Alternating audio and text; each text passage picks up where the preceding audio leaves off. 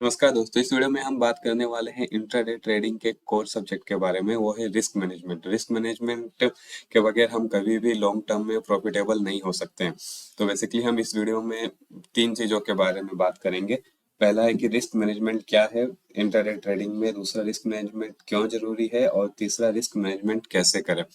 तो फ्रेंड्स, मेरा नाम है राजीव और वेलकम टू माय चैनल न्यास ट्रेडिंग। तो चलिए शुरू करते हैं इंट्राडे रिस्क मैनेजमेंट के बारे में डिटेल एनालिसिस।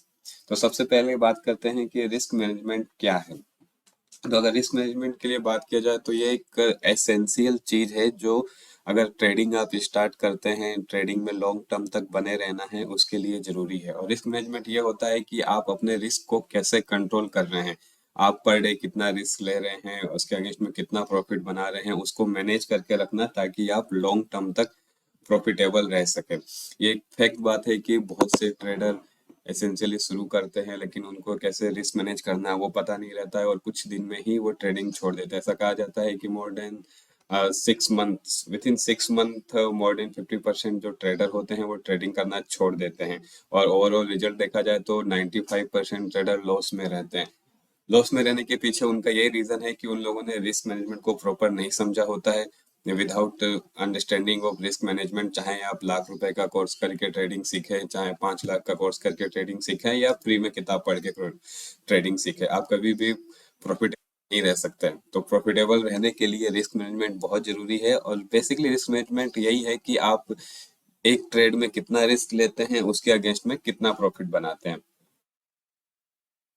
दूसरी बात हम बात करें कि रिस्क मैनेजमेंट क्यों जरूरी है। तो रिस्क मैनेजमेंट इसलिए जरूरी है ताकि हम लॉन्ग टर्म में प्रॉफिटेबल रह सकें। लंबे समय तक टिके रहने के लिए रिस्क मैनेजमेंट जरूरी है। लीजिए कि आप प्रॉपर रिस्क मैनेजमेंट के नॉलेज नहीं है, रिस्क मैनेजमेंट नहीं समझते हैं और ट्रेडिंग शुरू करते हैं, तो आप चाहे कितने भी प्रॉफिटेबल हो, एक गलत ट्रेड आपका पूरा प्रॉफिट लॉस में कन्वर्ट कर देगा। तो इसलिए हमको रिस्क मैनेजमेंट करना बहुत ज्यादा जरूरी होता है। हमारे ईच एंड एवरी ट्रेड पे हमको क्लोजली वॉच रखना चाहिए, हमारे कुछ क्राइटेरिया होने चाहिए, उसके हिसाब से हमको अपना रिस्क रखना चाहिए। क्योंकि मार्केट में अनसर्टेनिटी है, कुछ भी हो सकता है। आपने जो भी सोच रखा है, कितने भी आप कॉन्फिडेंट हो, उसके जस्ट अपोजिट चीजें हो सकती है। इसलिए ये जरूरी है कि हम रिस्क मैनेजमेंट करें। अब तीसरी बात करते हैं कि रिस्क मैनेजमेंट कैसे करें। देखिए, रिस्क मैनेजमेंट बहुत ही आसान है। हमको ये ध्यान रखना है कि हमारे रिस्क लेने की कैपेसिटी कितनी है, हम कितने तक का रिस्क ले सकते हैं। नॉर्मली एक थंब रूल देखा जाता है कि जितना भी हम कैपिटल के साथ ट्रेडिंग कर रहे हैं उससे 3% से ज्यादा का एक दिन में रिस्क नहीं लेना चाहिए। आरपीडी बोलते हैं जिसको, risk per day. Risk per day हमको 3% से ज्यादा नहीं लेना है। और क्या 3% हमको एक ही ट्रेड में ले लेना है? नहीं, ऐसा नहीं है। क्योंकि क्या है कि मार्केट अनसर्टेन रहता है, कौन सा ट्रेड हमारे अगेंस्ट में जाएगा, कौन सा हमारे फेवर में जाएगा, ये हमको नहीं पता रहता है। इसलिए हमको प्रोबेबिलिटी बढ़ाने के लिए, रिस्क मैनेज करने के लिए, हम उस दिन के ट्रेड को 2 या 3 ट्रेड में डिवाइड करेंगे, ताकि क्या होता है कि हमारा रिस्क रहेगा वो मैनेजेबल होगा। यानी एक ट्रेड में प्रॉफिट होता है या दो में लॉस होते हैं, या दो में प्रॉफिट होता है एक में लॉस होता है, तो हम ओवरऑल प्रॉफिटेबल रहें उस हिसाब से हम इसको मैनेज करते हैं। तो पहली बात तो ये होगी कि हमको एक दिन में 3% से ज्यादा का रिस्क नहीं लेना अपने टोटल कैपिटल का। ये हो गया आरपीडी। अगर आरपीडी की बात करते हैं, रिस्क पर ट्रेड की बात करते हैं, तो हमको लेस देन 1% ही रखना है। हमारे पास मान लीजिए कि 1000 रुपीज, 10,000 रुपीज का कैपिटल है। 10,000 रुपीज के साथ अगर हम ट्रेडिंग शुरू करते हैं, 10,000 रुपीज का 1% होता है 100 रुपीज। तो यानी हमको एक ट्रेड में 100 रुपीज के अंदर ही रिस्क रखना है। और ये 100 रुपीज रिस्क रखने के लिए हमको ये देखना है कि 100 रुपीज में हम कितने शेयर ले सकते हैं, और उसके हिसाब से हमको उतने शेयर लेने हैं। क्योंकि हो सकता है कि ये प्रॉफिटेबल हो सकता है कि लॉस हो। अगर मान लीजिए आपने 3% एक ही ट्रेड में लगा दिया और वो लॉस में चला गया, तो आपको पूरा एक ही दिन का एक ही ट्रेड में चला गया। तो इसलिए हमको 2 या 3 ट्रेड में डिवाइड करना है, ताकि हर ट्रेड में हमको इक्वल पॉसिबिलिटीज हो लॉस या प्रॉफिट की।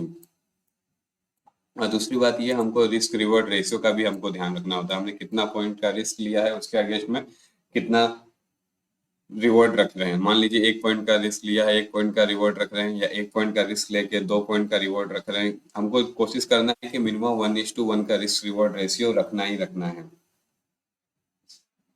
और दूसरी बात ये, अगर आपको लगातार रिस्क हो रहा है, सॉरी लगातार लॉस हो रहा है, तो उसको रिस्क मैनेजमेंट कैसे करें। लगातार लॉस हो रहा हो तो उसके लिए रिस्क मैनेजमेंट करने का सबसे आसान तरीका है, पहले तो आप अगर 3 या 4 दिन लगातार आपको लॉस होता है तो 1-2 दिन का गैप ले लीजिए। और उसके अलावा भी अगर फिर भी आप गैप लेने के बाद भी ट्रेडिंग करते हैं और उसके बाद भी लॉस होता है तो आप अपनी पोजीशन साइज कम कर दीजिए।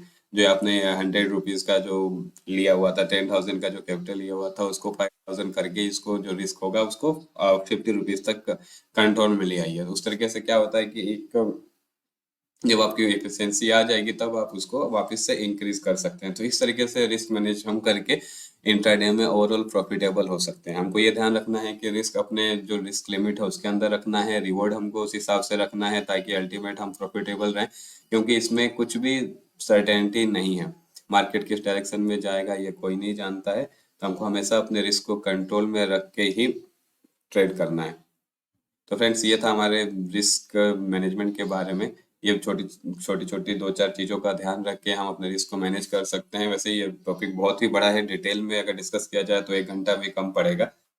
ये जस्ट आपको आइडिया लेने के लिए कि रिस्क मैनेजमेंट क्या होता है और इसको हम कैसे कर सकते हैं, इसके लिए मैं वीडियो बनाया। होप ये वीडियो आपको अच्छा लगा हो। अगर अच्छा लगा तो इस वीडियो को लाइक करिए, हमारे चैनल को सब्सक्राइब करिए और इसको ज़्यादा से ज़्यादा शेयर